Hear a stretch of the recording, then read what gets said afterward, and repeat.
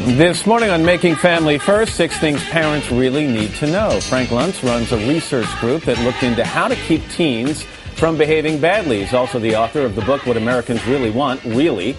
iVillage contributor Michelle Borba is a parenting expert and the author of The Big Book of Parenting Solutions. Hey, folks, good morning to both of you. Good morning. So we're going to talk about 6 things today, and I'm just curious, first of all, how you came up with this list. Did these things present themselves to you or the other way around? It was a mixture. We interviewed 6,400 people for What Americans Really Want, and these were the things that popped out using regression analysis. You do these 6 things, you change the life of your child. And we're talking about keeping them out of trouble with the law, keeping them away from drugs and alcohol, keeping them connected to the family. Happy and healthy. All right, let's talk about these things. Michelle, jump right in with Frank here.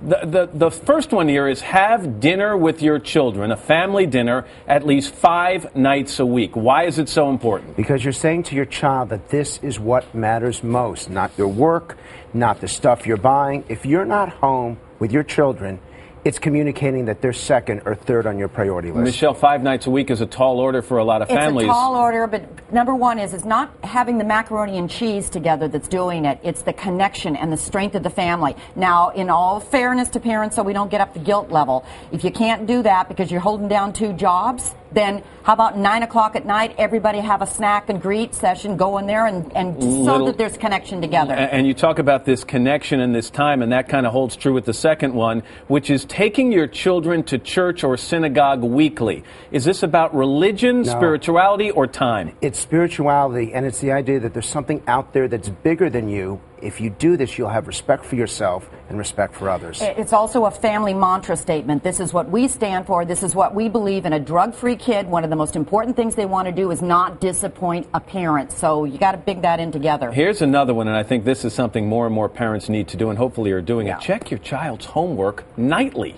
Because it means that the intellectual development of the child is just as important as their physical development. The more that you check their homework, the more engaged they are in school, and the more likely they are to succeed. Agreed. And the second thing we know is that a drug-free kid is going to be put more emphasis on the grades, the school, and there's a connection there. But there. also, they're not pulling anything over on you. They know that you're connected and you're engaged in their education. Monitoring your child. The more you monitor, the less likely the risk factor is. This next one is a little bit more difficult to pin down. Demanding the truth from your children and getting it. This requires an established kind of degree of trust between parent and child. Yes, but without trust, what do you have? If a child's going to lie to you about who their friends are and what they're doing on Friday and Saturday night, they're going to lie to you about anything. Yeah, but how do you make sure you're getting the truth? Well, what you do, number one, is that we also know you will reduce the risk factor in a child by 1/4 if you at least are a hands-on parent, know where they are, monitor them, and be involved. So at least you know who their friends are, Matt. You're there, and you're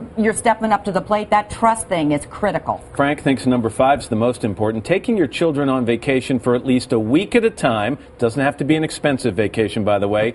And leave your BlackBerry home. Yes, and I want to. This is the most damning thing, and I say to every child, if your father or your mother gets on this thing while they're talking to you, then you just throw it. No.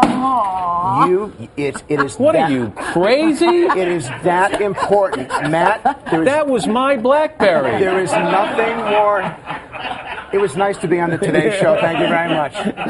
There was nothing. It wasn't his, and it actually did break, by the way. No, but not being distracted in front of your kids. And you're saying that there's something else there's matters. an opposite of that. It's the child also texting at the same time. Right. So it's like turn off the TV, get rid of the electronics, and connect. But this time, the parent complains that the child is not truly focused. Well, how can you blame the child when the parent does it? All right, number 6, because I want to make sure we get to them all. Encourage your children to participate in a team sport. Here it's all about group dynamics, something bigger than themselves. Well, number 1 is be careful in the team sport. Healthy is critical and absolutely right. But there's new research also saying the kind of sport can actually increase boys drinking and fighting. So peers matter. The coaches matter, but getting kids involved in something that's healthy is important. Right. This book, What Americans Really Want, has another 24 tidbits for parents because we asked the question, what do you want most out of your life? The number 1 answer for parents, raising healthy children. All right, these are good tips. And again, you can start some of these right off the bat. By the way, that was not my BlackBerry. Michelle, that was yours.